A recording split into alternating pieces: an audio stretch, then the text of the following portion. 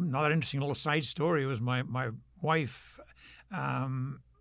lived around the corner from one of the shops where we delivered ice cream. And when I started going out with her, she said, I can't believe I was buying your family's ice cream next door. I love that. When I was love that. knee-high to a grasshopper.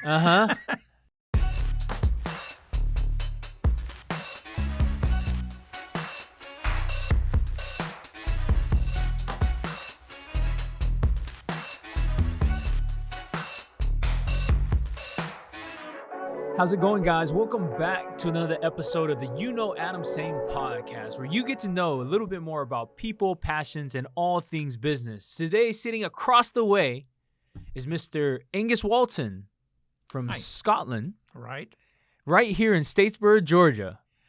Welcome to the show. Thank you. Fantastic. So I have to ask, how did you end up in Statesboro, Georgia? A very long trip. Yeah. Having been born in Scotland, gone part of my school in England, qualified from a profession, and then I decided, my wife and I got married, and we decided I'd like to go overseas for a couple of years. Yeah. So she said that, and I said, what a great idea. And I ended up going literally into my magazine that I get from my professional institute. Saw a job advertised in Peru and a job advertised in Fiji. So I thought, well, I'll write for both of them. And I got offered both of them. Okay. So my problem was, what did I do the second year in Fiji, a second week in Fiji? I mean, there's not very much there except beaches. And, That's right. So we opted to go to Peru. We were there for 10 years and had a wonderful time, really enjoyed it. My kids got to an age where, although the education was good down there, the British school was excellent.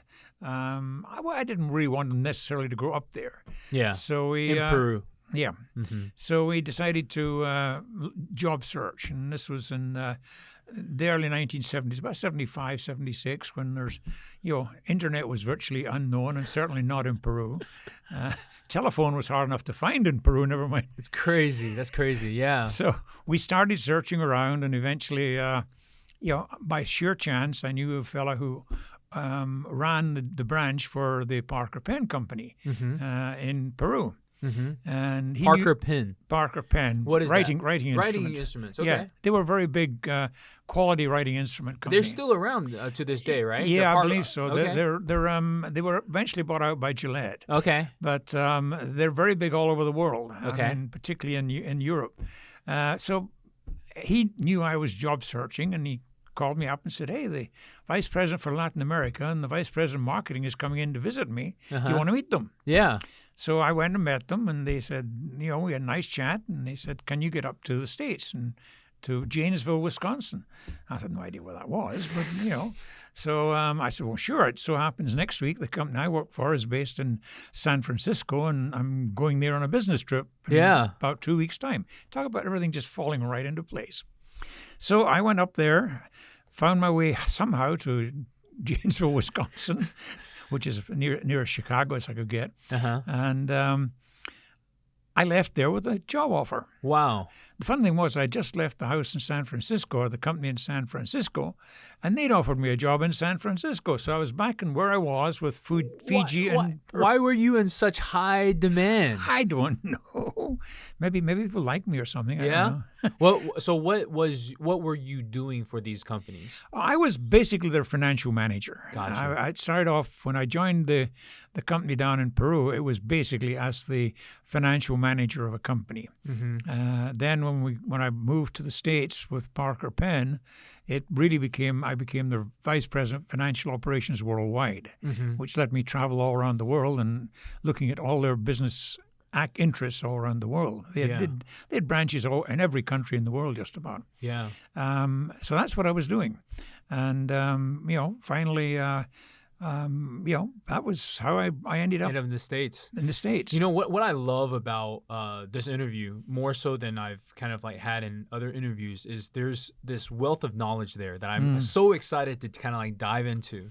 I actually met you because you visited one of my restaurants. Yes. And, initially I think that we were making some ice cream, I think, at the bar. Yes, you were. This was liquid nitrogen ice cream. And you came up to me and said, hey, My family actually used to make ice cream in Scotland, and that piqued my interest. Mm-hmm.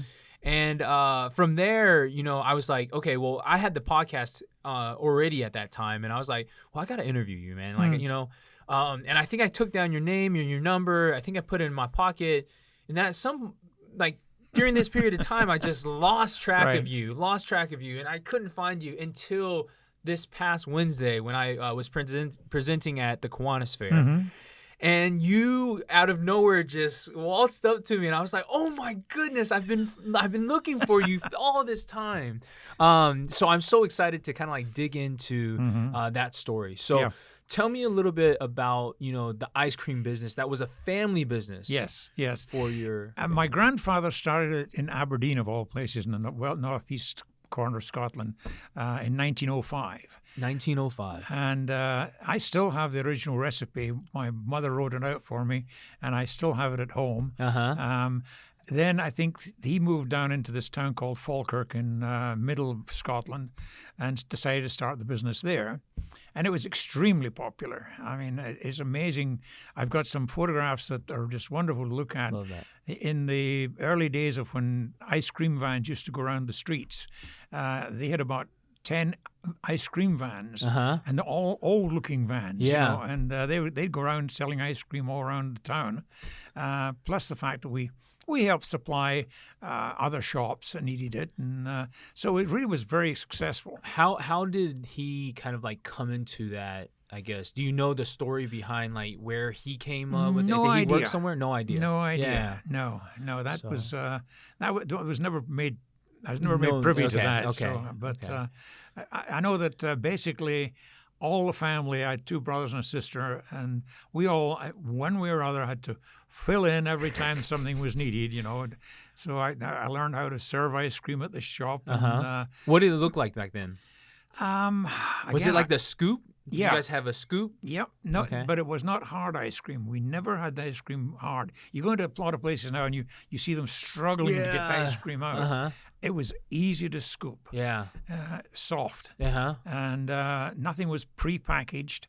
If somebody wanted a cone, you got a cone and you scooped the ice cream, put it on top, and handed it to them. Yeah. If they wanted a wafer, you literally, we had a little holder thing that we had, and then you put a wafer in there, scoop some ice cream in, put another wafer on top, push it up, and it came out, and you gave them that. It was just, everything was so simple. Yeah. And it was just so popular. Mainly, even now, there's a website that I follow on Facebook called Old Falkirk, and it talks about Falkirk going back to the 1800s because it was a big industrial town. Sure.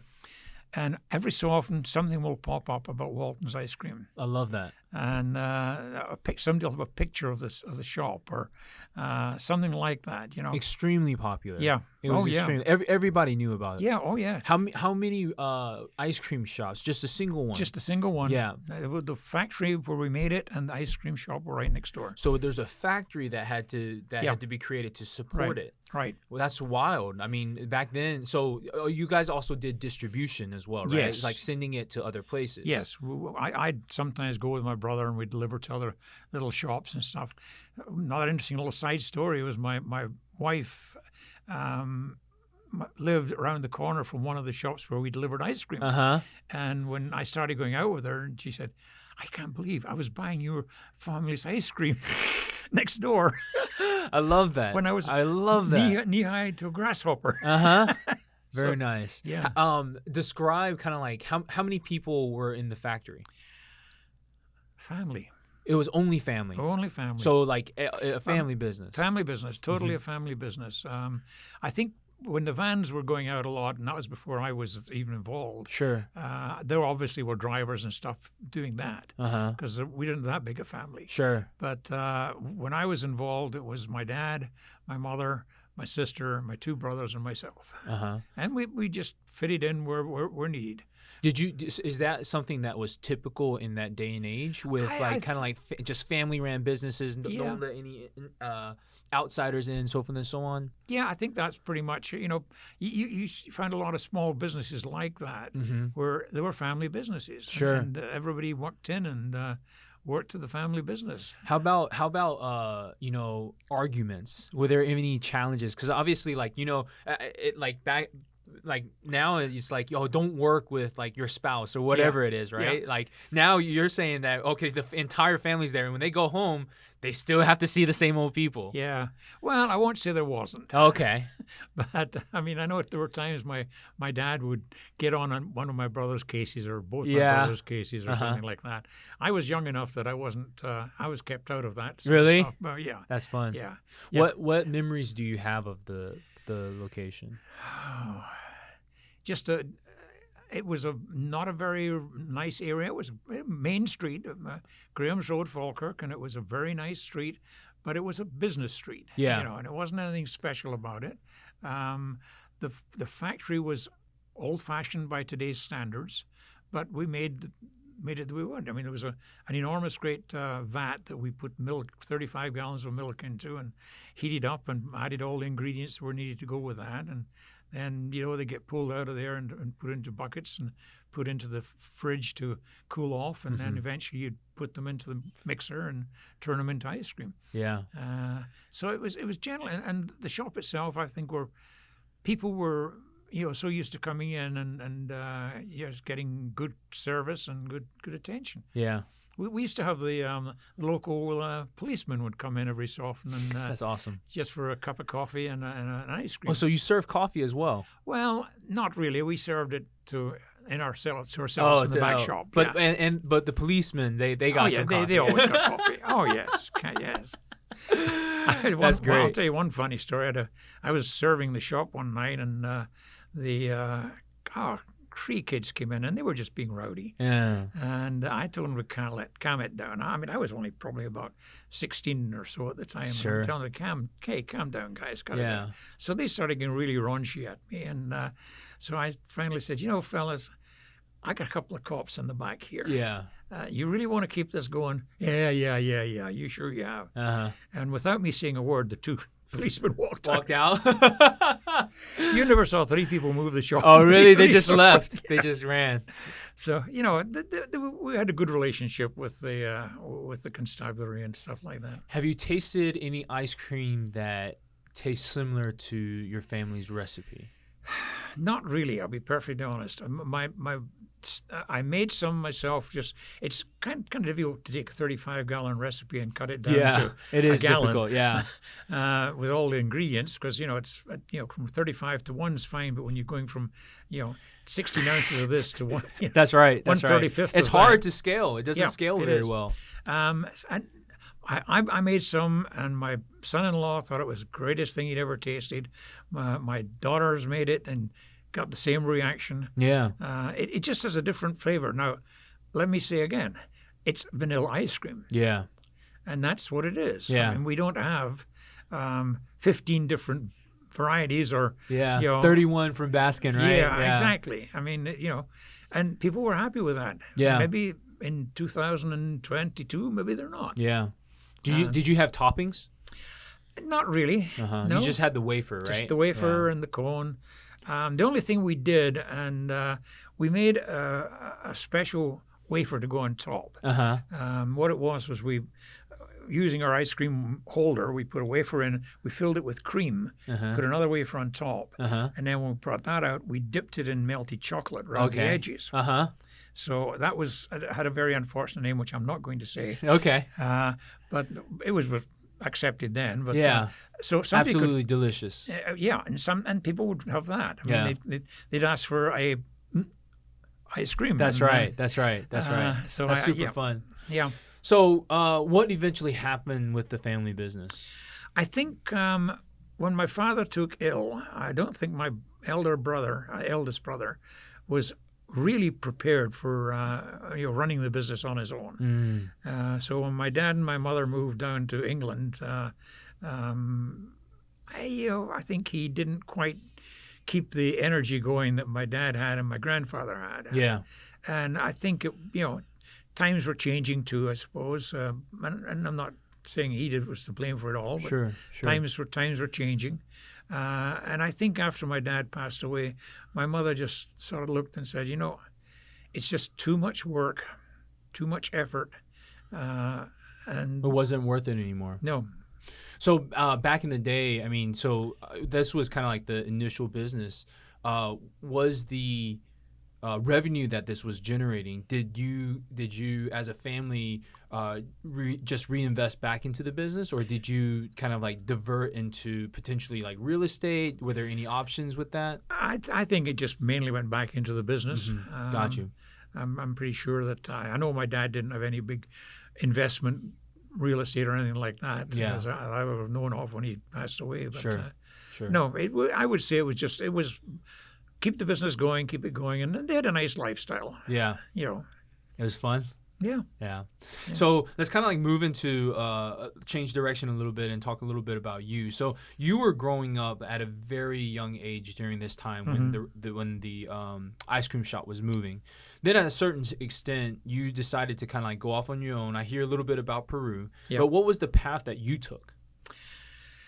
Well, I got into the professional accounting offices or into professional accounting, and I think the travel overseas was the first thing that really was different for me than the rest of the family. I mean, the school I went to used to have summer outings to overseas in Europe. So I'd been to Switzerland, I'd been to Paris, and seen some parts of Europe that, I think I got the bug for travel. Yeah. And we went to Peru, really on a 3-year contract, and if it didn't work, we'd go home. Yeah. I'd get another job with somebody else.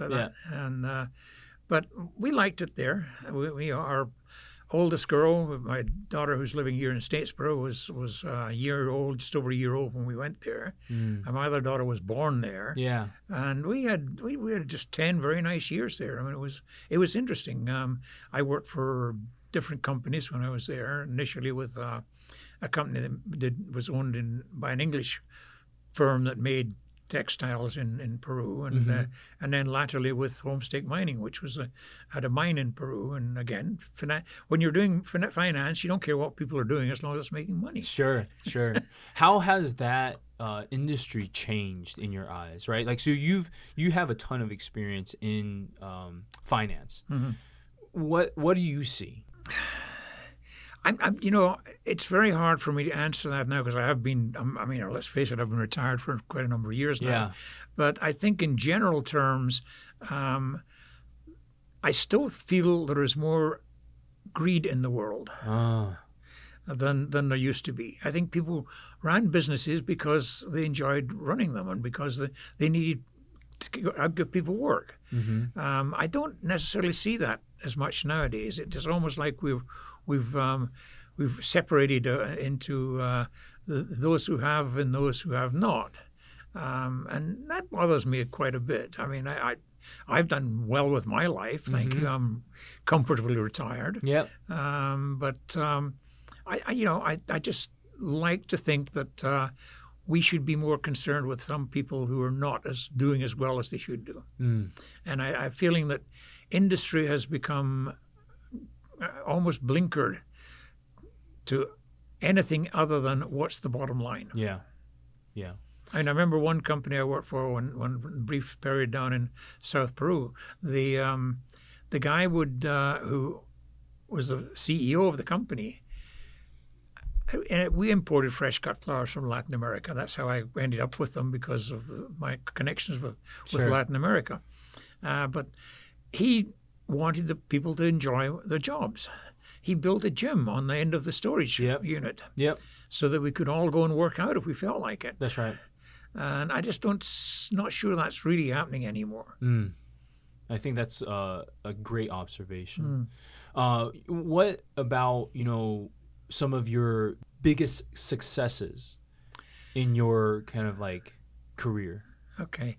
In my career, I would say the job I had with Parker Pen was probably it. I think it was a company that I was proud to work for because I'd grown up with Parker Pens in the UK, and they were well known and well respected. And I think they were a good company, and they were doing very well. And I think my success was I started with them as their financial manager for Latin America. with my experience down there. Mm-hmm. Then I got promoted to worldwide. Wow. And it was just fun for me because I like traveling. Yeah. And I think I've been in every continent in the world except Africa. And I don't know why that happened. I actually had a trip to South Africa planned. Yeah. And then it got cancelled last minute. Otherwise, I would have been to every yeah, continent. you're almost there. You're almost there. Almost did it. Since you are so well traveled, some memorable experiences for you. Like, have you ever kind of like gone somewhere where it's like top 3 places around the world for you? Very hard to come out with. I love Europe. I loved Switzerland and I love Paris. I think probably European. Actually, Hong Kong I found very interesting. We were there when it was still part of the British colony. Sure. I found that fascinating. That learned how to use chopsticks. But no, I think it's very hard to pick any one place out. I just love traveling. Coming across so many different cultures, what was the common theme that you saw throughout? Tell you a little story. We were in Paris, my wife and my kids, and we'd been to the Eiffel Tower and we'd come back to the hotel. And I was supposed to pick up a rental car because we were going to drive around Europe. And my daughter said they had some wonderful T-shirts at the Eiffel Tower. Have we got time to go back there? I said, no, we haven't got time to go back. Then I said, I'll tell you what, it's going to take me probably an hour to get the rental car. Here's the map of the metro in Paris. Get on there, the station's right up there from the hotel, take it to the Eiffel Tower, buy your thing and come back. How old was she? She would be, probably 16. Wow. And her sister was 3 years younger. Yeah. So you sent the both of them? I sent the both of them. Okay. No, I sent the both of them. My wife was having a fit. But I bet. But I said, when I was 16, 17, I came to Paris with a school trip. Yeah. And at that point, I was a senior boy. I was allowed to go on the metro on my own with a couple of other boys. Yeah. I said, what I think I'm getting to is I told my daughter that 90 to 95% of the people you see or come near on that metro are going to work, coming home from work, going shopping, moving to visit somebody. They're not nasty people. Sure. And I think she took that to heart, and I think that's something that she still brings back to me every so often that I said that. I love that. Because to me, I look, I was talking with somebody the other day when I was up in Connecticut visiting my other daughter, and they were going on about what was going on in Ukraine. Yeah. And I said, I obviously can't agree with what's going on in Ukraine. Sure. Terrible. Sure. But does that mean that all the Russians are bad? It doesn't. It doesn't. It doesn't. Most of them are living in fear because they're frightened to speak up. I think, the world is full of people just like you and I who are running a business, going to work, coming home from work, getting their kids through school. That's what the world's comprised of. And don't throw Latin Americans out like it's a bad word. They're not. They're great people. Just because there's all this carry on with people wanting to cross our border. Yeah. Everybody else gets stuck with the same, black mark. Yeah. And it's not fair. Yeah. So I think probably that's one thing that I always feel strongly about. How do we change that, right? Like, I think it's such a strong message, especially for someone, again, not many people are as well traveled, and for you to have gone to so many places, and the result is that we're just all people, right? I feel like that message gets lost. Yes, it does. Yes, and I don't know how you change it other than continually repeating it. We change it with us. We have to be the ones that, and of course, you can go back to saying that's what we're supposed to do. That's right. How do you like it in Statesboro? It's different. Yeah? Does it remind you of anywhere that you've lived before? No. I think the reason we ended up in Statesboro, I think I mentioned, was because my wife had some health issues, and my daughter lived here, and she suggested I needed help with the caregiving, and I certainly did, and she's been a great help to me. But I think unfortunate thing for me in Statesboro was the first 3 years or so I was here, I was so busy caregiving my wife, Sure. I never got to know Statesboro. Sure. And then after she passed away 2 years ago, the next thing we had was COVID.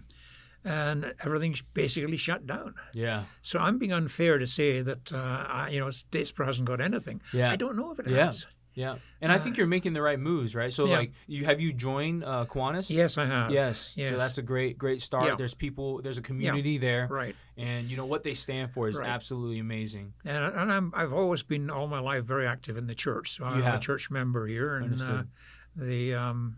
that's always been something that was very important to me and very strong for me, and all over the world. Yeah. Oh, well, before we go, is there anything from home that you miss? What do you miss most about Scotland? Well, I won't say the weather. What's the weather like? Well, you've got to bear in mind, first of all, Scotland is on the same latitude as the Hudson Bay. Okay. So you're a long way north. Okay. You would think it would be awful, but it's not. Okay. Because the Gulf Stream leaves the coast of Florida, goes over the Atlantic, and actually hits the coast of Scotland. What? I did not know that. Yeah. And as a result, it tempers the climate. So you get a lot of rain. Yeah. Because of that. But there's another interesting little story. There's a place up on the northwest coast of Scotland where the Gulf Stream actually hits the coast. And that is the point at which somebody thought, I wonder if I could plant any palm trees here. So he made a tropical garden.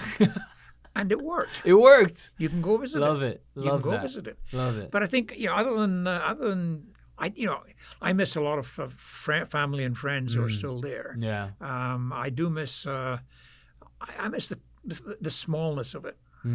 I was talking to somebody the other day, and he was here in Jonesboro, in Statesboro, and he was saying that I couldn't live cramped up beside somebody else. Yeah. And you look around here, and all the houses have got a half an acre. Yeah. You look at the photographs of old Falkirk. Yeah. And even the house where we lived, and we were pretty well off. You didn't have your own big land. No. You were joined to another house. Yeah. Because you've got 35, at least it used to be 30, it's probably more than that now. I don't know what the population of Britain is now. Yeah. But you've got them on a little tiny island. Yeah. That's right. So you have limited amount of space. Yeah. Limited amount of space. Well, Angus, thank you so much for spending some time with us. Thank you, for sharing your family business with us, and also your life. I think that's huge, and I urge you to continue to be a inspiration for people out there. Having the wealth of knowledge that you do, I think there's so much that you can offer. So. Thank you very much. Yeah. I appreciate the opportunity. Yeah, absolutely. Had a blast. Thank you. Thank you. That's the show. Hey.